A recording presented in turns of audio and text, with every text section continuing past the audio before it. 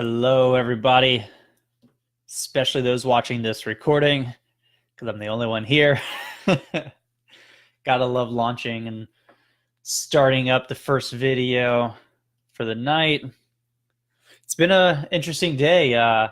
Recorded the first podcast episode, so I'm sure you guys are, hopefully you're as excited as I am. So yeah, I got another awesome interview going or being recorded tomorrow.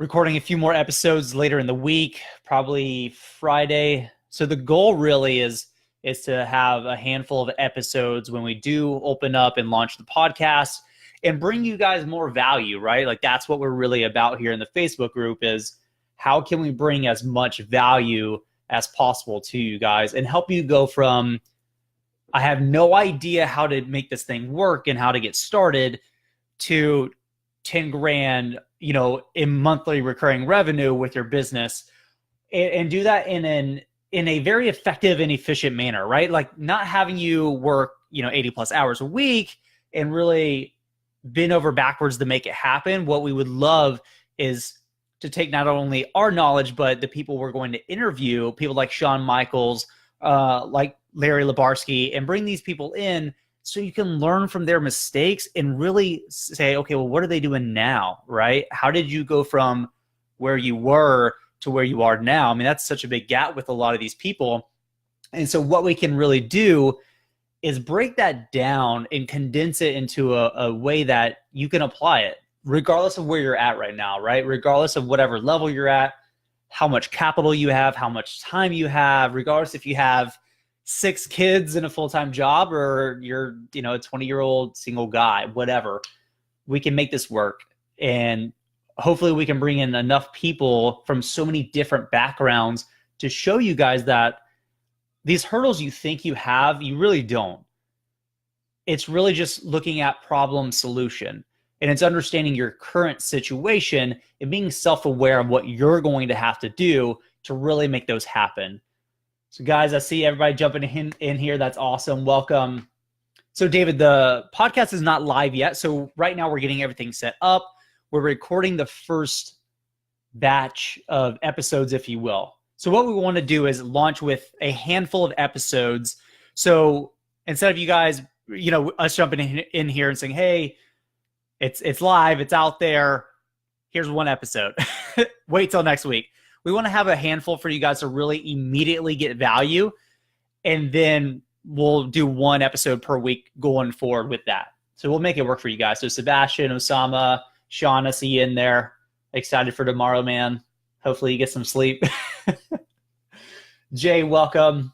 Always glad to see you guys in here. So what we're going to do tonight is going to be a little different. We've done a lot of live sourcing. I mean, live sourcing is sourcing, right? It's the same thing every single time. Luckily, we do end up hitting a few new things, answering some new questions.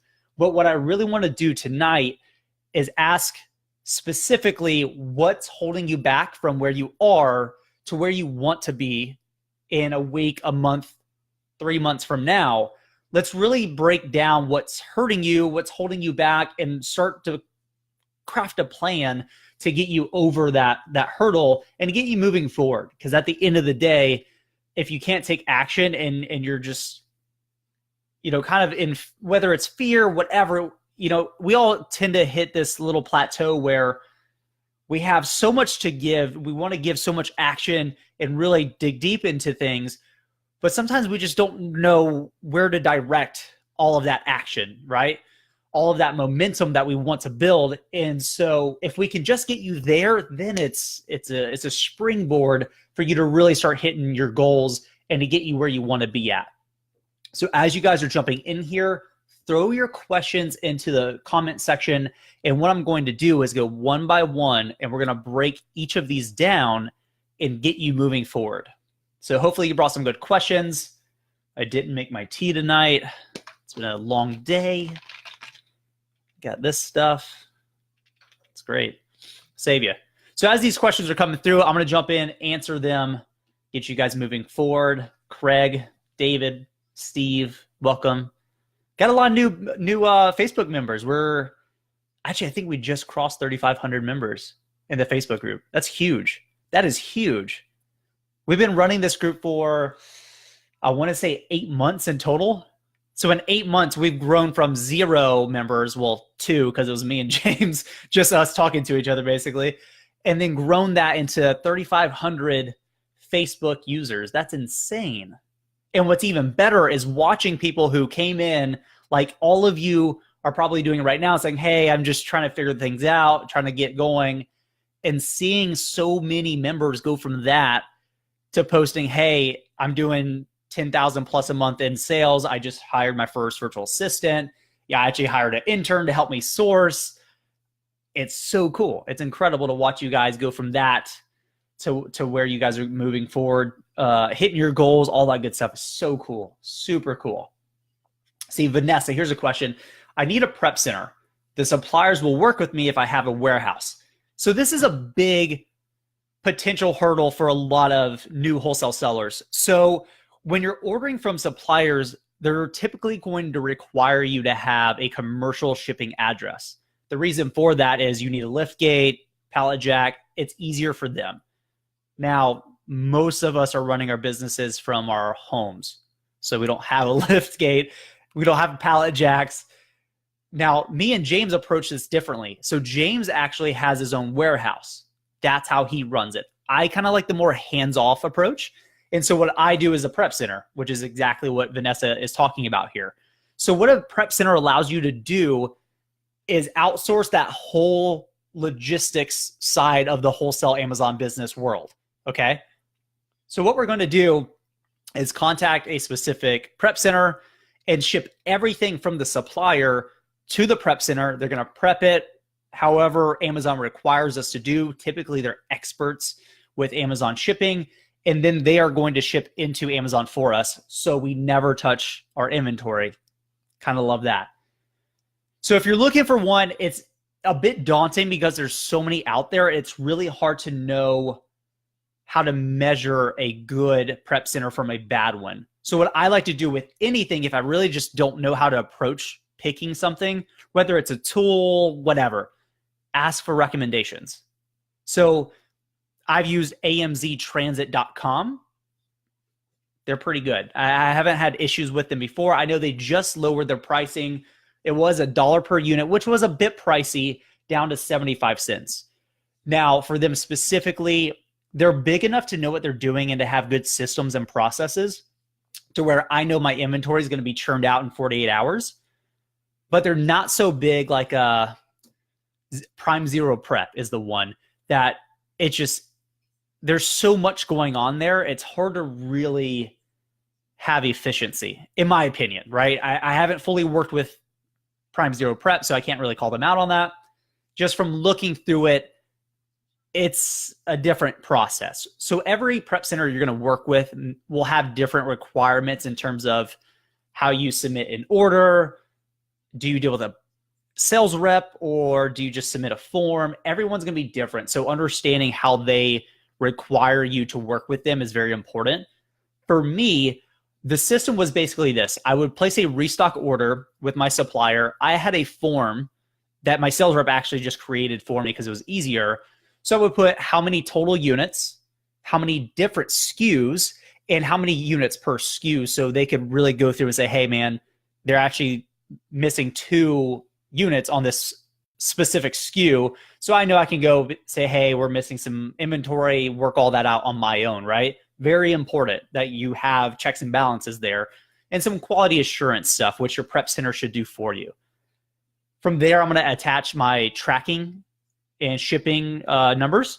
This way, they can plan ahead for inventory coming in. Because what you don't want to do is just say, hey, I placed, 1,000 unit order, should be there in a week. That doesn't help them, right? So you want to do everything you can for your prep center to make it easier to work with, right? Same thing we do with our suppliers. So I have all of my tracking information. I have even attached, so I have the main form, but I also attach all of my SKU labels, right? So I go ahead and create the shipping or the shipment, have all that ready to go. And here's the cool thing about doing that. When they get to my inventory to prep it, they have everything they need. So they're not saying, okay, we have to pause, we have to email Dylan, We need to get this from him. No, go on. As soon as they're done, I get an email. Here's all your carton dimensions and weights.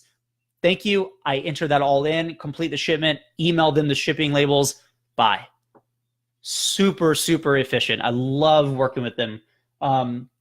Obviously, the more efficient and streamlined a process a prep center that you choose have, the better, in my opinion, right? Because what you don't want to do is spend 30 minutes to an hour dealing with a shipment. It's a waste of your time, right? It's not effective.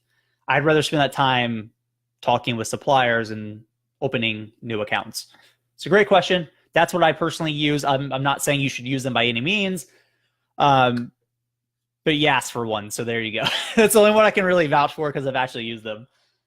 And it depends too on where your suppliers are located, right? So you might have one East Coast. So AMZ Transit is out of New York. You might also need one on the West Coast, maybe California, maybe even the Midwest. So it depends. I wouldn't go get 3 prep centers across the US. I would really start with one and then branch out as you get profitable suppliers in different regions. That's going to help you guys kind of maintain some costs. Now, the cool thing about a good prep center, you're only paying for what you're using. So if I send in 50 units, and let's just call it $1 to make it easy. If I send in 50 units this week, my cost is $50. If I send in 1,000, it's $1,000. So it kind of scales up and down with you. In my opinion, when you're getting started, that's better than opening a warehouse where you have fixed costs, right? You want variable costs when you're getting started. It's more expensive, but it's a better use of your capital. You have a little bit more control over that. Now, as you get to a point where, you're doing 10,000 plus, maybe a bit more, to be honest, then you can say, actually, if I get my own warehouse, I go from a variable cost to a fixed cost. I can go from, let's say, 75 cents per unit down to 20 cents per unit. You should make that decision. like that's just profitable at that point, right? That's how you can immediately extract more profit from your business, by just making better managerial decisions. Nathan's got a question here again about prep centers. So Nathan says, prep centers make bundles and multi-packs cost prohibitive, which makes the wholesale endeavor pointless. Yes and no. So from personal experience, bundling and multi-packing with a prep center is not cost effective. The reason for that is you're still charged per unit, but it gets a bit expensive. So let's call it $1 per unit. If you bundle, it might be $1.25 per unit. Okay, so work with me here. You have one product. This is situation one, regular wholesale product. It's not a bundle, not a multi-pack. It costs you $1. That's it, right? So if you have 2 units, that's $2. It scales pretty well. However, let's say we're going to create a 3-pack, right? So we're going to create a multi-pack. It doesn't cost you $1 for that one product because it's now a multi-pack. It costs you $1.25 per unit in the multi-pack. So it doesn't scale that well for you. Sometimes it can, typically not. So here's the solution for that. And the reason why I say yes and no is you're correct in stating it's not profitable to really go with bundles, but it doesn't really get rid of the idea of wholesale. It doesn't make the wholesale business model pointless, because true wholesale has nothing to do with bundling and multi-pack. That's just in addition to wholesale products. So because I go the prep center route, I don't do a whole lot of bundling and multi-packs. It has yet to hurt me. Now, the solution to this is products that you want to bundle or multi-pack, you do ship those to your home because it is less cost, right? So sometimes it's not all black and white, right? You can make it that way. You can be like me and say, okay, I'm not going to ship any products to my house regardless. I just don't want to deal with it. But what you can say, and honestly, what is more profitable, is you say, if it's a regular wholesale product, a single unit that I'm going to sell, prep center. However, if it's going to be a bundle or a multi-pack, I'll have just those that segment of product shipped to my house, and I'll do the prep myself and ship it out because now it's profitable for me to do that. It's a route, right? Great question though. And it's a good observation. But again, wholesale is not just bundling and multi-packs. What it really is finding amazing products that's already doing well on Amazon, getting a direct wholesale bulk account with the supplier or the brand, and then purchasing in large quantities. That's all it is, regardless if it's a single product or you're going the multi-pack bundling route. But for the most part, I'd say it's like 90% single units. Elizabeth, welcome. Glad to have you in here. Jacob, let's dive into this one. I tried talking to a wholesaler and they said they only do mom and pop shops. The good thing is my uncle has one, and can I just pretend like I'm the owner there and they can ship the stuff to his location and I pick it up and take it home, send it to Amazon, or can I get in trouble in the long term? It really depends. Now, let's kind of break this down. So it's your uncle's store, which is a huge plus. Here's what you can do. You can partner with your uncle and you can say, listen, we need a section of the store to put these products on display. That's probably going to be a requirement, and your supplier is most likely going to ask for a picture of this to approve you. Now, if they allow you to sell on Amazon under the contingency that you also sell in this physical store, then yes, I would do it. If they say you can only sell in this store, but you can buy from us, then no, right? Because you still can't sell on Amazon. So it depends on kind of the details of that arrangement. So what I would do is I would call up your rep and say, hey, listen, I'm able to put this in an actual brick and mortar store. Here's the store. And here's the display area we plan on placing the products. Does that work for you guys? And listen, if we're able to do this, will we also be able to ship some inventory into Amazon? We will always carry, of course we'll carry in the store, but we can place much larger orders with you if we can also sell on Amazon, because our business model is a bit of both, right? You kind of have to paint that picture, say, listen, we're going to do that. It's what you want, but we can place a larger order, more money for you if we can also sell on Amazon. Think about that, right? You're giving them what they need, but also saying, listen, I can give you more, but here's what you have to do to put me in a position where I can profitably purchase a lot more of your inventory every single month, right? You got to put it in terms that's recurring. Listen, if I can spend 20 grand a month with you, I will. If I can profitably spend $50,000 a month with you and I only have 20, I will go find the other 30, because it makes sense for both of us, right? We're both going to make more money. It's going to build a better relationship with us. And it just makes sense. Like, why wouldn't I do that? And you have to approach things from that kind of context. See, Joseph, welcome. See, Steve, one hurdle. Here we go. Okay. So one hurdle / excuse for me is what I feel to be sufficient capital.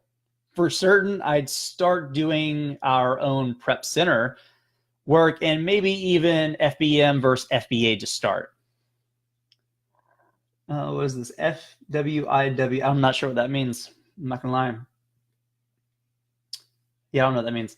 So anyways, about to pull the trigger on our second working capital loan and PayPal, but it'll be a fraction of what you and others are spending per order. So let's break this down. Sufficient capital is completely relative to your goal, what you want to do in sales, right? So when I got started, I had $1,500 in cash. The rest was credit cards. So I get where you're at, right? Like I hear this all the time. I always get emails, Dylan, I don't have a lot of money. How can I make this work? You're in a different situation, just like I was, than somebody who approaches the business model with $10, $20, $50,000 in capital already. The difference only being how long it takes you to catch up. But how far do you want to go? Now, if you want to run $1 million business, it's going to take you some time. There's only 3 ways you can really grow a wholesale business. 1 is more capital in, 2, taking less capital out, and 3, do 1 and 2 together. That's really it. So if you're starting with not a lot of money, keep your job, keep compounding your profits until you have a sizable amount of capital that you can then leverage into, more inventory over time, and don't take anything out. So you might not take anything out for a year, 2, 3 years, but the whole time you're letting your capital compound in such a way that you can get there pretty quick. Now, if you're in a situation like I was, which really hindered my growth, because I had to take some money out to pay bills because I lost my job. So I had to make it work. Every dollar I took out of my business was a dollar I could not earn more interest on, or profit in this case. Consider that. So it's not that you don't have sufficient money, it's that you don't have sufficient money for the expectations that you expect from running this business model. So what you're looking at right now most likely is, how can I spend 10 grand a month? How can I make 20 grand a month in revenue? All this stuff, right? Which is great. You should have that vision. But what you first have to ask is, how can I spend $1,000 a month? How can I then spend $3,000? Okay, how can I spend $5,000? You have to go in increments. It's good to have these 10x goals and all that stuff. But you still have to keep in mind, this is where I am. This is where I would like to be. What needs to happen before I can get there? What's the actual process? Right? So your hurdle, like you just said, is capital. It's not that big of a hurdle. It is a hurdle in terms of how quickly you can grow. But it's not a hurdle in terms of you actually starting. It's not. Now, can you go get more money? Yeah, of course you can. The hard part you have to realize here is, with sites like Cabbage.com that offer you business loans, the interest rate sometimes is too high to make it worth the effort. So what you can end up doing is, you get that loan, let's say it's $5 grand. You purchase inventory, it's profitable, you sell it through. By the time you pay the loan back plus interest, you broke even. Basically, you're just making the loan company money and you're doing all the work for nothing. So, depends on your situation. Can you raise private money? Can you utilize credit cards potentially? I utilized that pretty successfully because the interest rates worked out a little bit better. They just did. Luckily, the way we're churning inventory, because we're churning inventory every 2 to 3 weeks. And what I mean by that is, I place an order for 2 weeks worth of inventory, 10 grand. In 2 weeks, I will have my 10 grand back plus profit. If I use somebody else's money, whether that be a credit card, a business loan, whatever, in 2 weeks' time, that loan will be paid off, less the interest charged, the finance or the cost of capital, and then what's left over is my profit. Am I willing to take, let's say, 5 to 10% net profit, which is pretty low, using somebody else's money? Yeah, absolutely. Right? So you really have to self-assess where you currently are, how much capital you actually have to use, and then what are you going to do about that? Are you not going to take any money out of the business and keep working on it for a year, 2 years? Because you might have to. It's not a bad thing. You could actually set yourself up in such a way that a year or 2 years from now, you have a much larger business than somebody who starts with more money than you have right now. So you need to really dig into what can you do to really go from, again, where you are to where you want to be, in the little steps that need to happen first. It's easy for so as an example right now, VinDrive, we're growing pretty fast. I would love to say, hey, we're doing $250,000 in monthly recurring revenue. It's great. There's a few things we have to do before we can get there, right? We would have to have a huge team to really even support that, like that customer base. But it's good to ask those questions. But then what we need to say is, okay, well, first, Obviously, we need to be able to hit like $50,000 to $100,000 a month in recurring revenue. How do we do that first? And then you work versus here's this huge, massive cloud of things that need to happen to hit this massive goal. Let's just focus on this little version first. And then we can just add on and then add on and add on and add on. And then we're going to hit that. So I promise you, it's not as big of a hurdle as you think it is.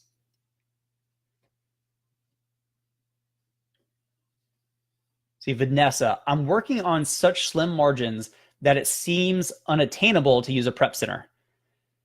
This question really is not about slim margins, but about sourcing the right kinds of wholesale products. This is why we're so stringent and strict when it comes to our actual buying criteria. If I can't get 30% gross margin on a product, why would I carry it? Because I know I have more costs other than just Amazon fees. Most of us don't really realize that you get 50 to 60% discounts with your wholesale suppliers. Like if you take the sell price minus cost of goods, that's what you get. Now, when you throw in Amazon fees and shipping and stuff like that, yeah, it goes down.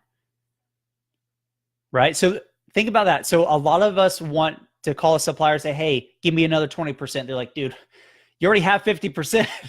We're not going to give you 70% off. Right? So it's hard to do that sometimes.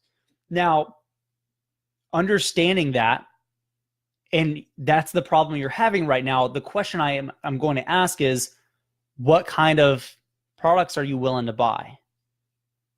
Now, I see them all the time, slim margins, but I don't buy them. It's kind of like I see a lot of terrible cars. Does that mean I have to own a terrible car? No, I don't have to buy it, right? I don't. There's a ton of crappy books in Barnes & Noble when you're walking through there. But you don't have to buy that book. You can buy a good book, right? This is why we suggest reaching out to 10 plus suppliers per day, because 3 to 4 of those 10, you're going to get an account with. They're going to be profitable, not profitable enough. Out of those 3 to 4, maybe one will be profitable enough to hit my buying criteria that I actually place a test order with. We're working math. That's all we're doing. So this is where a lot of new sellers get kind of turned off from the business model, right? They reach out to 30 suppliers. They get a few approvals. Maybe they get 15 accounts out of it. And they're looking at the profit margins and they're like, good God, Dylan, this is 5%. Gross. Like, I'm going to lose money after everything. I'm like, of course you would on that product. I'm going to look at a ton of products. 98 plus of them I'm not going to pick up because they're not good enough. We are literally panning for gold, looking for that 2, maybe even 1% of products on Amazon that actually work with the wholesale business model. That's what you have to understand. Just because it's on Amazon and it's a great product does not mean it's great for wholesale, which means not great for us. So what we really need to do is be super strict. There's products that I'm like, man, the volume is huge on this thing. It's light. I got to carry it. It's not profitable with discounts, everything. I'm like, can't do it. It's 15% gross. It's profitable. I'm not gonna buy it, right? Because it doesn't hit unless I can check off every single rule that I have or guideline that I have on my buying criteria. I will not place a test order. Period. Won't do it. With the exception of if the dollar amount in profit goes up and the ROI or the margin goes down a little bit, I'm okay with that. Like I'll carry a product that does 20 to 25% gross if it's going to bring in like $30 to $50 per unit in profit. I'm going to do that, right? Because there's a little bit of a skew there. So you really have to be strict with that. So moving forward, what I want you to do is understand we need a bigger sample size, okay? And I get it. You're like, Dylan, I'm already reaching out to a ton of suppliers. I get it. You have to keep doing it. Because if you don't, you're not going to get anywhere. So this is the big differentiator between those who succeed with the wholesale business model and those who don't. They're willing to put in consistent effort over a long period of time to make it work. You guys don't understand, like the first 3 to 4 months, I got maybe 5 accounts and none of them were profitable. That's reaching out to like 20 plus a day, right? Like you have to continue. Eventually though, you get into this groove to where it starts to make sense. You know what you're looking at. You know the red flags, you know the green lights, and you become strict because you're like, I don't want to waste my money, right? Now, the cool thing is what our aim with all the content and value we throw at you guys is, can we take that 3 to 4 months, that learning curve, which is really what it is, and condense it down to like 30 days, hopefully 15. Can we do that? That's our goal. But you have to still understand it's a numbers game. You're going to have to, kiss a lot of frogs before you meet a prince. I don't know how it goes, but whatever that is, you have to do that. And actually, I just wrote a blog post this morning that goes out either Thursday. I want to say Thursday is when I scheduled it. That talks about a strategy called discount stacking. And it's looking at all the ways you can take slim margins and inflate them to make it worth your while. Doesn't work on every product, but when it can, it's super effective. So look for that. It's going to be out on either Thursday or Tuesday. I want to say it's Thursday though. And that's going to help you a lot. But it all starts with finding the right kinds of products that are good products. Without that, nothing else works. Great question though. It's a common hurdle for even people who have been doing this for a while. So trust me, you're in good company. You got this, I promise. Abdul, welcome. Jenna Jackson in the house. Nathan, welcome. Mike, first time here. Glad to have you. Welcome to the group. Jenna Jackson with the paragraph coming in. Okay, I'm scrolling. I got like 20 more comments coming through. You guys are on point. You guys got questions. I love it. Let's see. Jenna Jackson. Read through the reviews on your products. Sometimes those customers will give you ideas of a bundle you can make to bring more value. For example, I have a product that cleans items and comes with a cloth. The reviews all said they wish they had more cloths.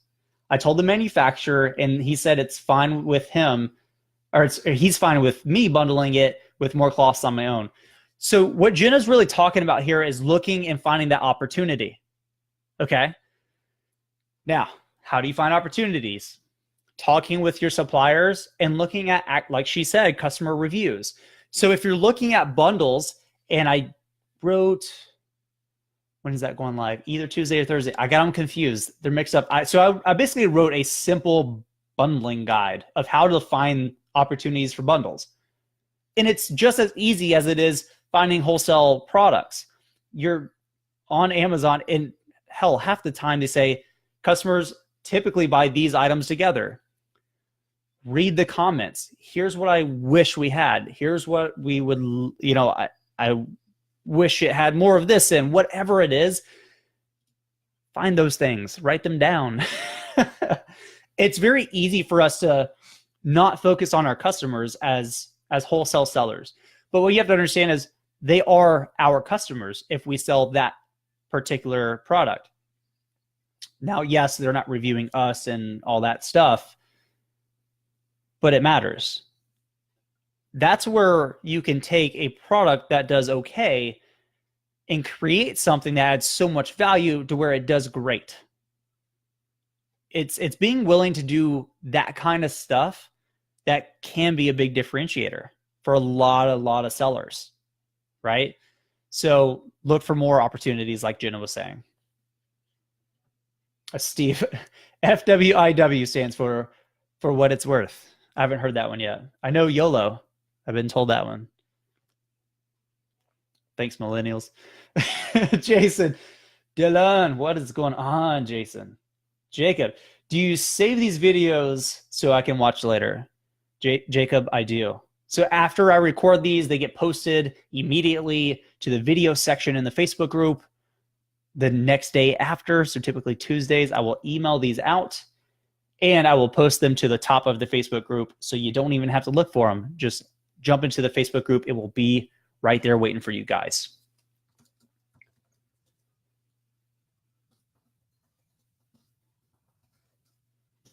Right. Next question, Ryan. Welcome. Steve. Correct on expectations. Understand your point on the cost of capital. Thanks for responding so eloquently. Sarcasm, Steve? Is it? I don't know. I can't tell. Can't tell if it's a compliment or not. I'm going to take it. It's Monday. I'm taking the compliment.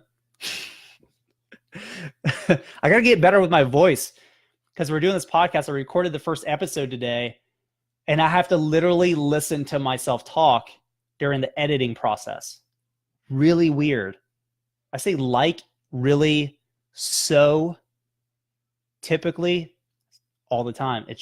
I didn't know. I got this guy. Every time I say it, pop. It's happening. Getting rid of him. I'm out. Speech class. All right, Eric. Hey, Dylan. How do you or have you? Okay, so Eric's asking if I ever worked with distributors or just manufacturers. It depends. Now, there's certain situations where working with a distributor is kind of your only option, and it works. Typically, no. No. It's an extra layer of cost to your products. Now, if you can't get that account, here's a situation where it does make sense. If there's a brand and they only sell to 3 regional distributors, period, and they tell you have to order from one of these 3, period, then yes, because everybody's getting, the same cost as you are.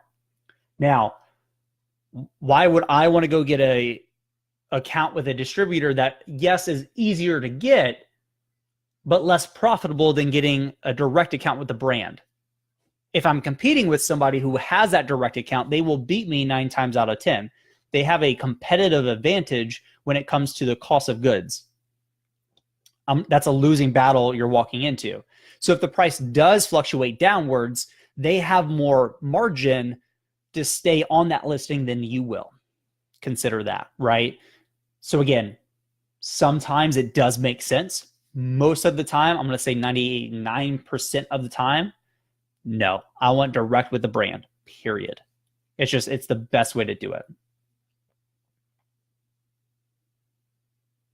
See, Ryan, hey, Dylan, I have found a number of suppliers that have name brands, but are not willing to help with ungating.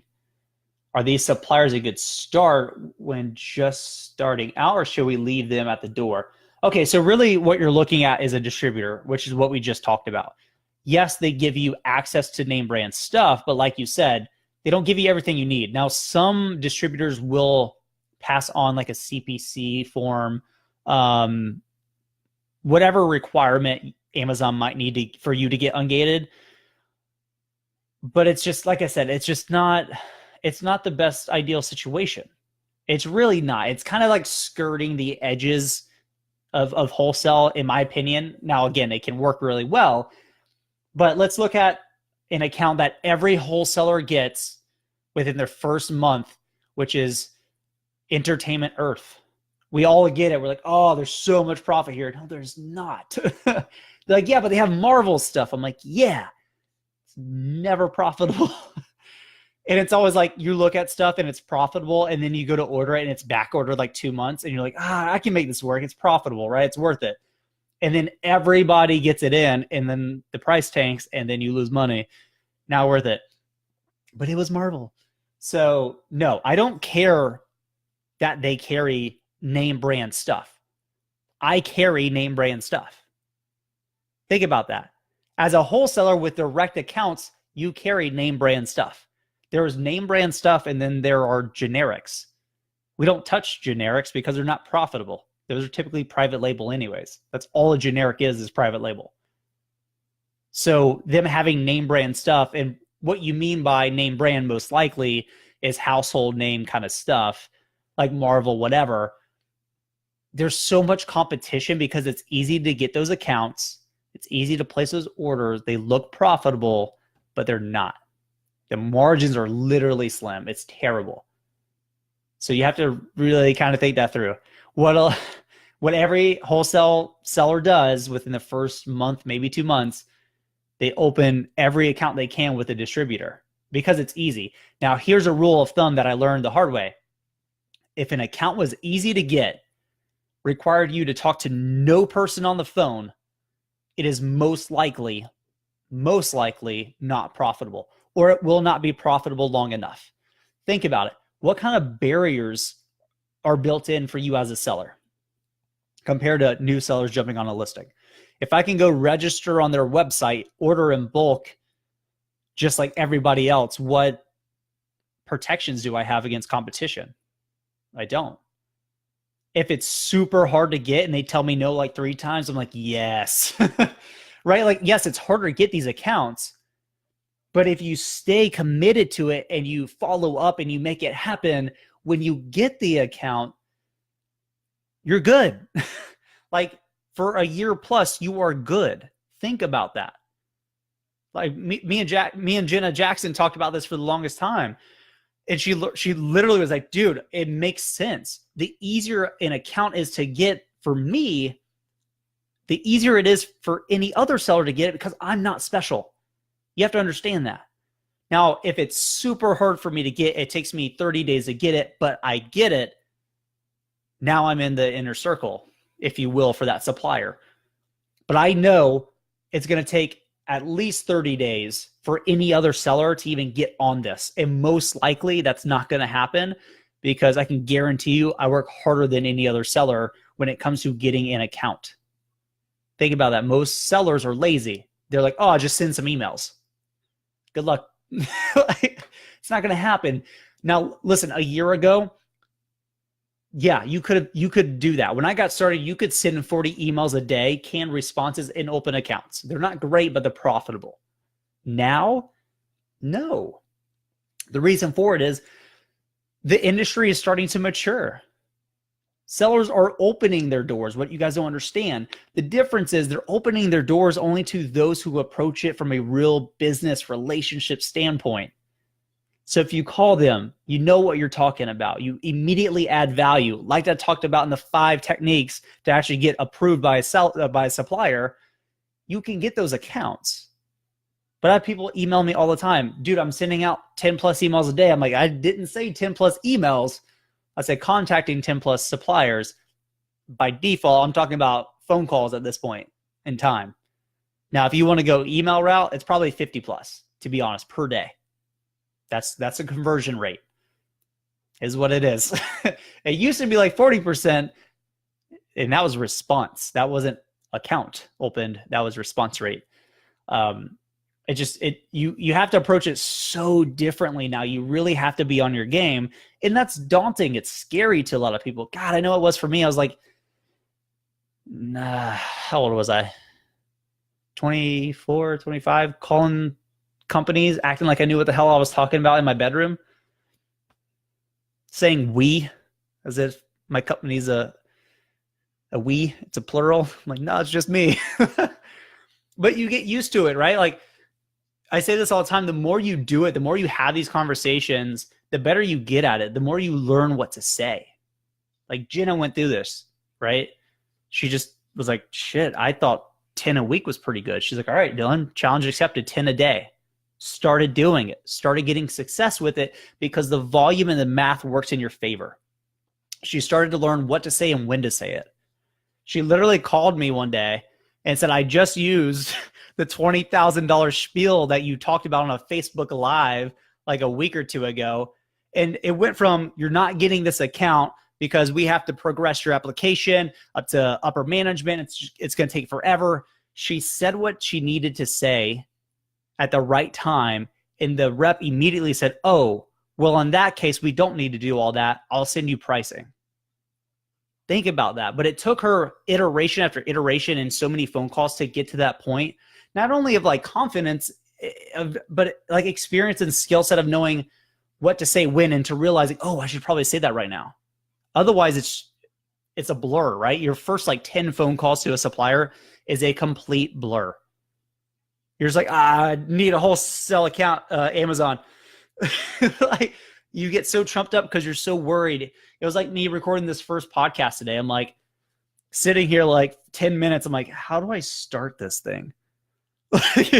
Like, hey, I'm like, I don't know I don't know what to do.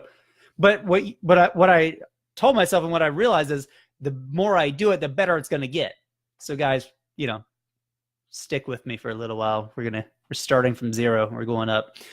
But that applies to everything, especially, wholesale selling and getting those accounts. You just got to get through it. You got to gain the experience. You got to overcome those things. They're so easy. I promise you. I literally give you guys the blueprint in that 5 techniques blog post. Literally, that is the 5 things, period. I don't think there's more. There might be a 6th. I'm waiting for a 6th to kind of pop up, but that's it. I mean, you can lay out like 3 of our blog posts and be good to go, but it's still doing the work, and it's doing the work at scale. That's the hard part. See, Jason, going back to Jenna's comment, wouldn't you have to create your own listing if you bundle? Because normally you're hopping on their listing. So it depends. So 2 situations: the bundle already exists, in which case you might be able to jump onto it. Second, you would create your own bundle, in which case you would need your own your own UPC code, because you can't use one UPC code from 2 products for both of them, right? So you have product A, product B that create product C together. Product C needs a UPC code. So typically, yes, you would create your own listing for a bundle because you have more control over it. And there's an opportunity there for you to do it. Now, you can absolutely, typically, jump on another bundle listing and make it work. See, Jacob, what's a good starting capital? I've been doing OA and RA, get around 20,000 in sales every month, but I know if I do wholesale, I could get 50,000 in revenue. Would you say 5,000 just for the first order, or does it all depend on the product? It 100% depends on the product. And honestly, finding a product, especially in the early days, that you can spend $5,000 on a single order profitably is a little difficult. You'll probably have to split that over 2 to 3 products. We like to initially place a test order for 24 to 50 units.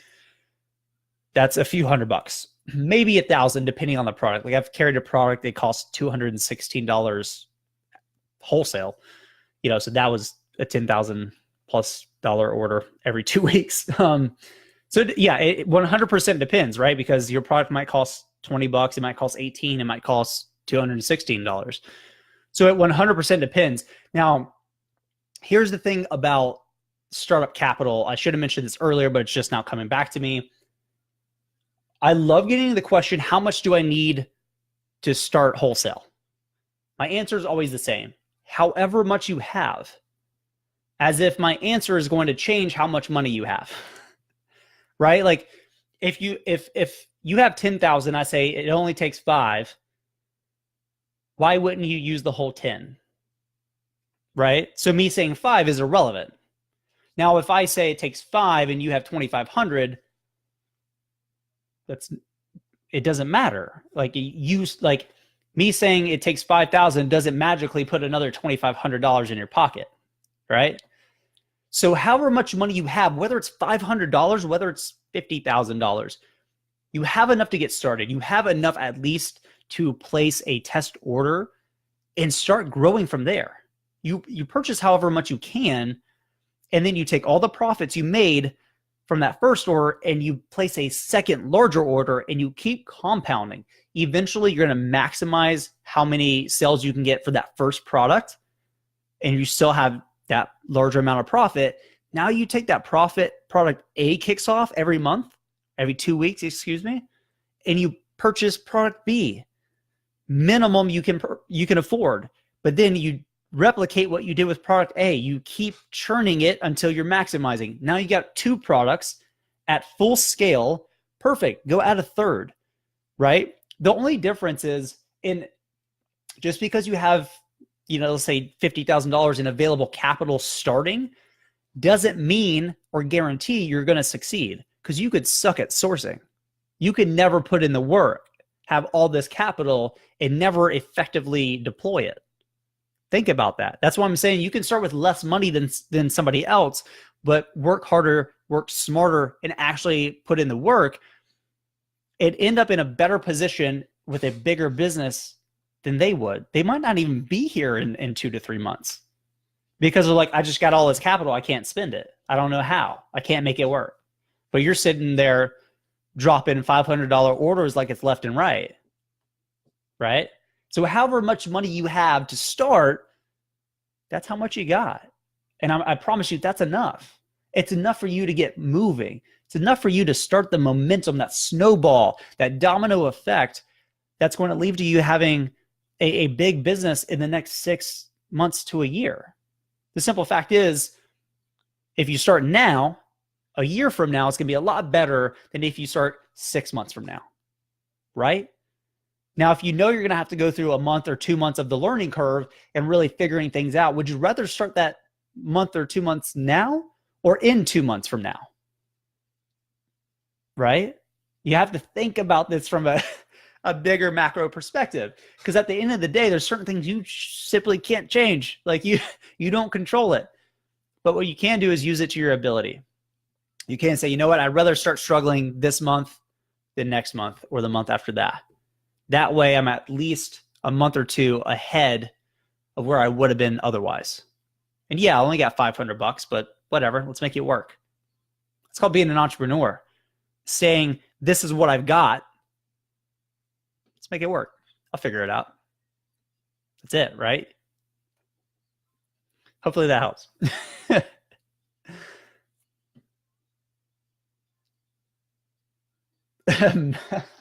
See, Mel, Entertainment Earth never received my order. Yeah, sounds about right. I still get emails. I placed like one order with them like the first 3 months I started with this. I'm like, stop saying, I'm not going to order. Like, take me off. It's not, I don't know how to tell them it's not profitable any more than it's not profitable. I can't do it. See, Nick, I want to do OA and RA to supplement my wholesale business, but I'm scared of all the suspension stories. I don't understand how you could be suspended with RA or OA simply because, well, I take that back. I haven't done RA, OA in a while. Where I was going with that is the Supreme Court basically ruled if you purchased it, you own it, you can resell it. Can they claim counterfeit? Maybe. Can you prove it's not? It's a little harder unless you want to keep like tens of thousands of receipts.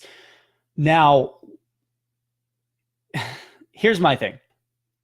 If you're going the wholesale route, would you rather spend 3 to 4 hours doing RA or OA, or 3 to 4 hours sourcing more wholesale products that if you get one new product could add another $500 to God, even $2,000 a month per month in new profit or revenue to your business?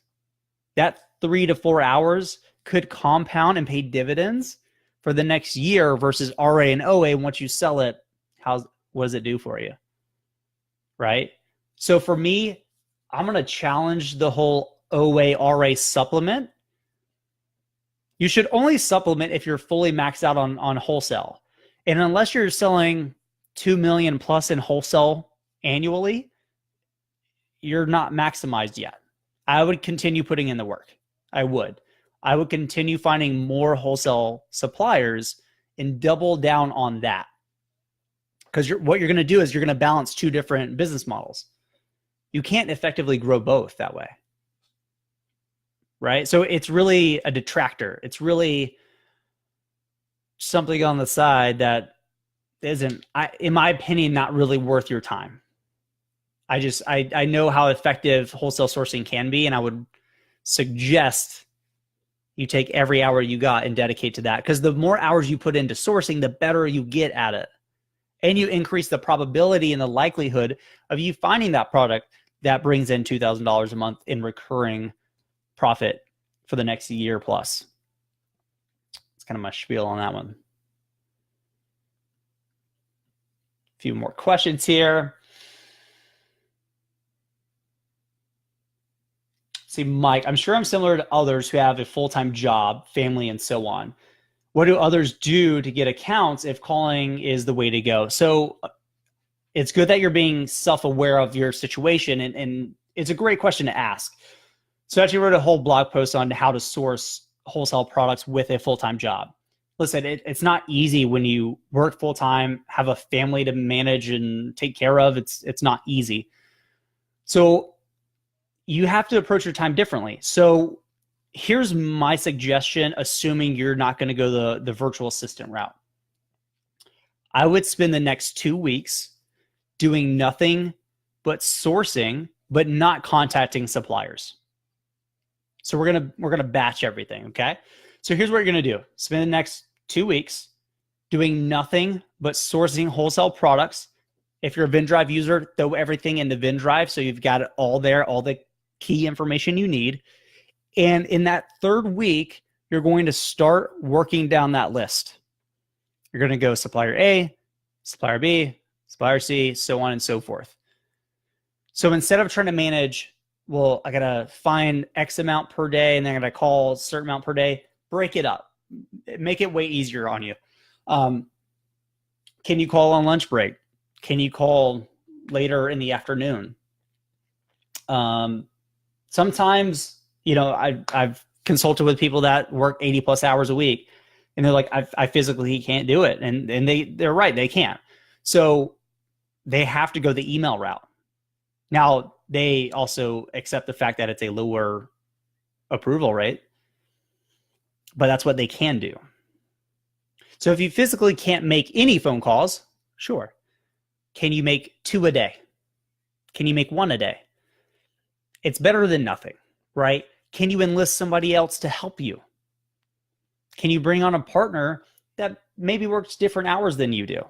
Can you take a different shift? I don't know what you do, obviously, right? So ask questions of, my problem is I don't have a whole lot of time to make it work. The solution is I need to figure out how to make it work, right? What do I need to change? What can I bring in? What can I get rid of? Whatever it is, find that solution and start taking action on it. Now, again, it might be a slower process for you. That's okay. I'd rather you make slower progress over the next year or 2 than make 0 progress over the next 6 months, honestly. So you'll find that solution. Typically, it's very obvious when you really ask the question and really zoom out. You're like, oh, okay. I can make 3 phone calls. I can do that. Cool, do it. Do what you can. And then just say every day, I got to make 3 phone calls every single day. That's my task. And start chipping away at the progress.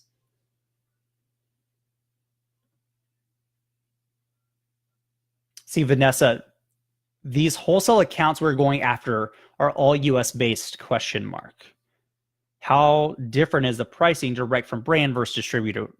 Typically pretty good. So I don't do overseas wholesale. I kind of have reservations about calling that wholesale, although you're technically importing, but it's kind of wholesale. If it's a non-US based brand, I get it. I go US based. So how different is it working with the brand versus a distributor? Let's think about that. Where does a distributor purchase their inventory? It's from the brand, right? Well, if they have a wholesale account, even if they're purchasing super large quantities, they're pretty much paying what we're going to pay. So they're in business to make money by selling to us, which means they will take a product that at wholesale costs $10. They will charge you $1,300 to $1,400. That's how they make money. Would you rather pay $10 per unit or $14 per unit? You'd rather pay 10. Now, how big of a gap, how big of a margin that is, it depends. Now, can some distributors purchase crazy quantities and still sell to you at the same wholesale cost as working directly with the brand? Sure. In which case, I'm fine with that. The reason why I don't like working with distributors is simply because I'm paying more money per unit than I otherwise would have. So I lose if you get a product for 10 and I'm paying 14, I'm going to lose that battle 100%. So now if I can work with a distributor paying $10, you can work with the brand paying $10. I'm going to look at that. I'm going to carry it. Now I'm still going to want a direct relationship with the brand, because if the distributor gets cut off from the brand, you get cut off from the brand. No fault of your own. So it allows more control, more barriers, more protection for you as a seller to work directly with the brand. A brand's willing to protect you. A brand's willing to give you what you need. A brand has more control to give you discounts than a distributor would. Because here's the thing. A actual brand has pretty large markups, sometimes to the tune of 8 times the cost. They have a lot of margin. A distributor might have 10% margin. What can they give you? An extra 5% discount? They're not going to do that. They're not going to make half their money. It's not worth their time unless you're going to buy out all their inventory, which isn't going to happen. But a brand might give you an extra 20% because they marked up their products 8 times the cost, which is normal, and that's okay. So you really have to think about it from a conceptual standpoint. A brand has this much margin, a distributor has this much margin. Which one can give you more value? It's this guy, because he can come down to here, and that might be a big discount to you, but to them, they're like, yeah, it's not a big deal. We're good. We can come down 50% and still make a ton of money. We can still triple our money, our costs, and sell to you half price of what you already were paying. Not always the case, but it happens. So think about that.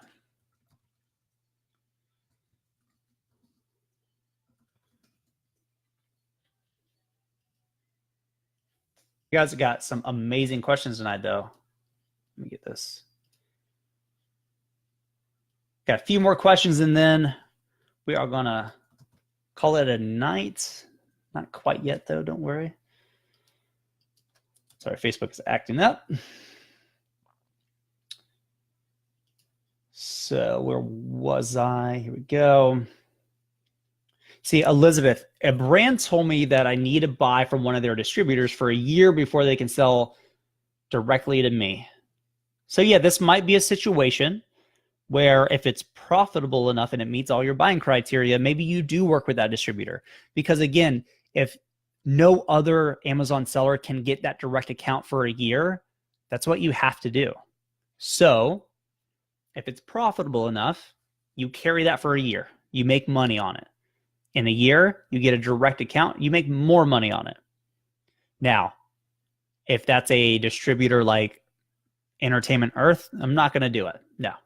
If it's a niche regional distributor for lawnmowers, yeah, I'm getting that account. Been there, done that.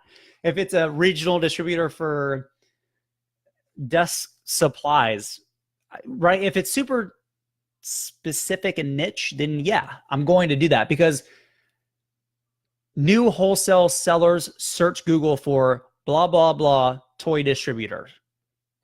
Whatever pops up, they all apply for. And it's typically the easy ones. You want the ones that have terrible websites, that don't know what the hell SEO is. You have to call them. They hardly even know what email is. They're like, oh, we'll fax you. You're like, oh, yes. You can't fax me. You can send me an email. But the fact that you don't know, that's a good sign to me, because they're not in the forefront of e-commerce. That's a huge opportunity, because what we can do is they're here, e-commerce is up here. This is our opportunity. So we can take something from here and bring it up to here. That's our margin. That can happen with specific distributors, not all of them by default, but certain ones. So Elizabeth, so it's a grocery store distributor. I would look at it. If it's a niche product, and again, assuming it meets all your buying criteria, place a test order, see how well it goes, keep carrying it, assuming it's profitable. And in a year, go back to the brand and say, listen, I've carried it for a year. That's what you guys said. Let's open it up. What I would do, though, is reach back out to the brand and say, listen, love to do that. Would you be willing to put that in writing, or is that in writing somewhere, just so I know, in a year I can reach back out, we can open this relationship together. I I just want to know how I can start building a relationship with you guys. Always approach it from the relationship side. So that's going to help you guys a lot. Great question, though. Absolutely great question. So, guys, I got time for one more question, and then we're going to head out.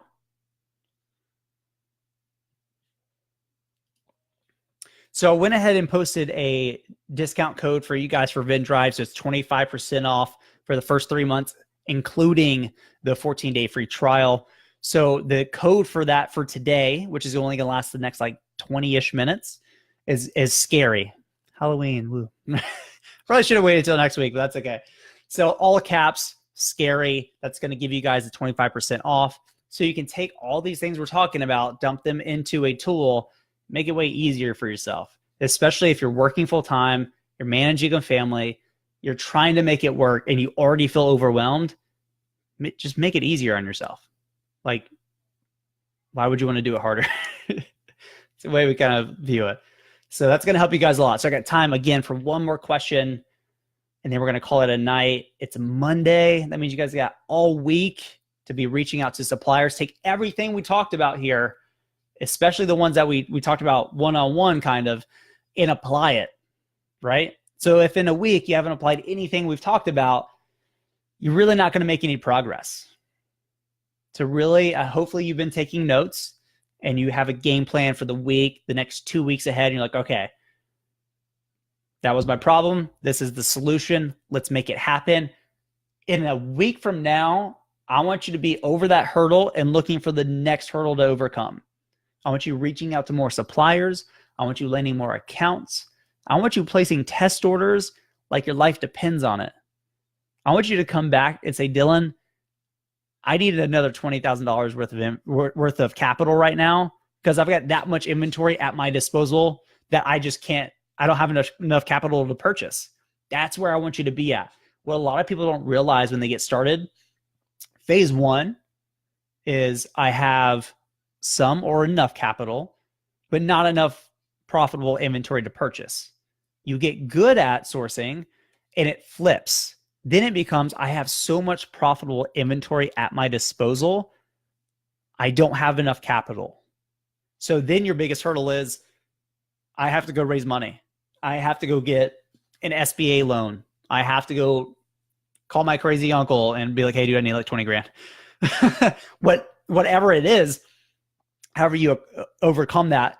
But that's where you get to. And you guys don't see it because if this is the mountain, you guys are like right here. You got to keep climbing. And eventually you hit that tipping point and you feel that switch and you immediately realize it. You're like, oh, wow, I'm there. I'm in phase two now. Now it's cool. Now it's like, oh, wow, this is super easy. But you guys will get there. Again, it's a learning curve. It's experience. It's just putting in the time and the effort.